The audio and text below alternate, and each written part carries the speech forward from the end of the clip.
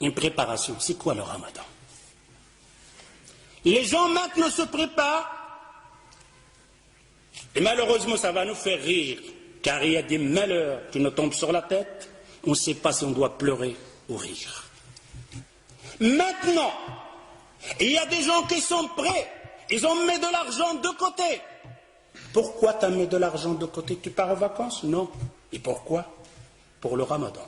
Allahu Akbar.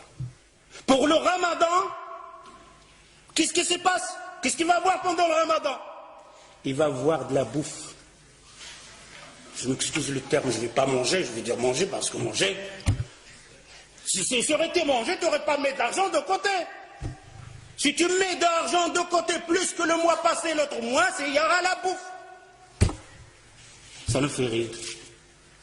Mais c'est notre vie. C'est notre vie, c'est notre monde d'adorer Allah Azza wa Jal. C'est notre vie, c'est notre religion. C'est comme ça qu'on adore Allah Azza wa Jal. Vous allez voir que c'est nous-mêmes qui font ce jour de Ramadan. Et on est fiers. On est là à dire, ah, j'ai fait le Ramadan. Oh, il n'a pas fait le Ramadan, lui. Et toi qui as fait le Ramadan, c'est comment? Hallo fukr mousso. Hallo fukr mousso. Il se prépare, il a mis de l'argent de côté pour le Ramadan. Il va manger de toutes sortes. Et si vous voulez avoir la preuve, posez la question aux boucheries dans votre quartier. Il y a un boucher ici, je m'excuse. Oh, toi le boucher, quel mois que tu fais la grande recette? Quel mois? Il vous le dira. Le mois de Ramadan. Pourquoi? Qu'est-ce qu'il y a? Les juges, ils sont là. Les gens de la bouffe, ils sont là. Ils vont manger. Je vais vendre plus de vaches. Je dois besoin plus d'avions. C'est pour qui ça? Pour les gens de Ramadan. Pour les jeunes qui vont jeûner.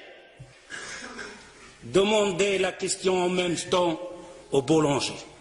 والخباز راك هنايا معايا فيقاش كتبيع الخبز بزاف فيقاش. Quand tu fais une bonne recette pour vendre le pain pendant le Ramadan. D'ailleurs, le boulangerie, la boucherie, la laiterie, ils engagent des ouvriers pendant le Ramadan. Spécial pour nous. Ça, c'est le Ramadan, la préparation des musulmans. Les Sahaba, les compagnons, ils se préparaient pour le Ramadan. Ouh là là, quelle préparation avec cette préparation. D'ailleurs, le boulanger, maintenant, si tu sors et tu vas chez la boulangerie, tu vas trouver un pain français, un pain marocain. Mais quand le Ramadan va rentrer, de toutes sortes, des pains comme ça, des plis, des cheval, de toutes sortes, tes yeux sont là comme ça. Ils préparent pour qui ça? Pour le Ramadan. Ce n'est pas le Ramadan. J'espère que vous entendez ça, que vous allez changer. Vous allez dire, oh Ramadan, c'est fini comme on faisait avant. Le jour de Ramadan, le mois de Ramadan, c'est le mois de l'adoration, pas de la bouffe. Si tu consommais 1000 euros par mois, tu dois consommer 400. Si tu n'y arrives pas, et que le shaitan est là au-dessus sur toi, alors au moins reste 2000 euros. Ne fais pas plus. Ne fais pas plus pendant le Ramadan. Et il n'est pas permis. Ce n'est pas dans la sunna du prophète sallallahu alayhi wa sallam qu'on aura une dépense plus dans le Ramadan pour le manger. On va grossir pendant le Ramadan. On va manger plus pendant le Ramadan. Et c'est le contraire. Je dois maigrir pendant le Ramadan. Je vais dépenser moins de l'argent pendant le Ramadan. Ça, c'est le Ramadan. Mais je vais adorer plus Allah Azza wa Jal. Je vais apprendre plus de sourates. Je vais apprendre plus de hadiths. Ça, c'est النساء ديالكم. أجي الزوجة ديالي الحنونة. سدي عافاك ديك الكوزينة. وشوفي حفظي شي صورة.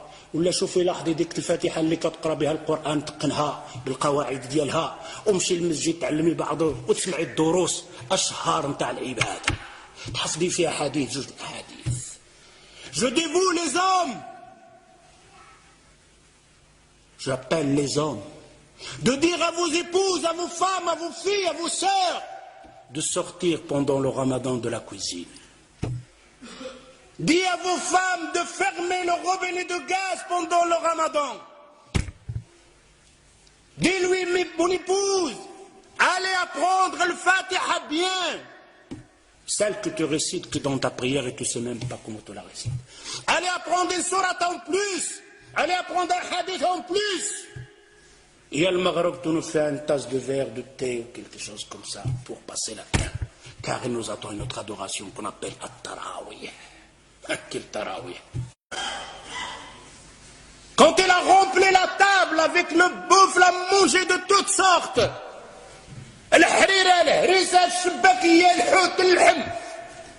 Après, il va faire le tarawih. Quel tarawih tu vas faire?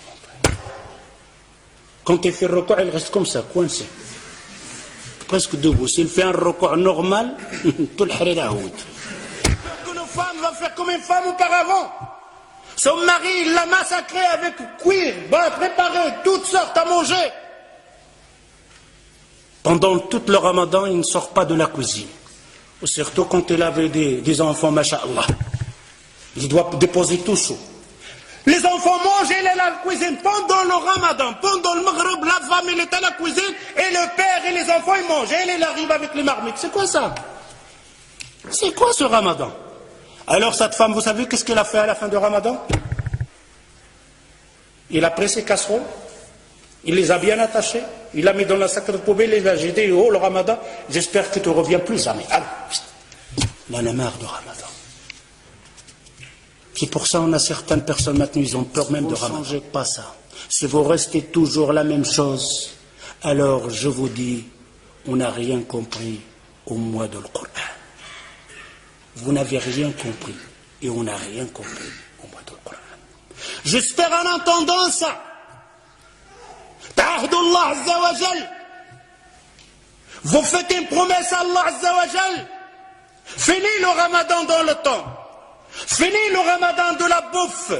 Finis le ramadan de la dépense. Finis le ramadan de remplir la boulangerie et la boucherie. Laissez-les avec leur viande et leur manger.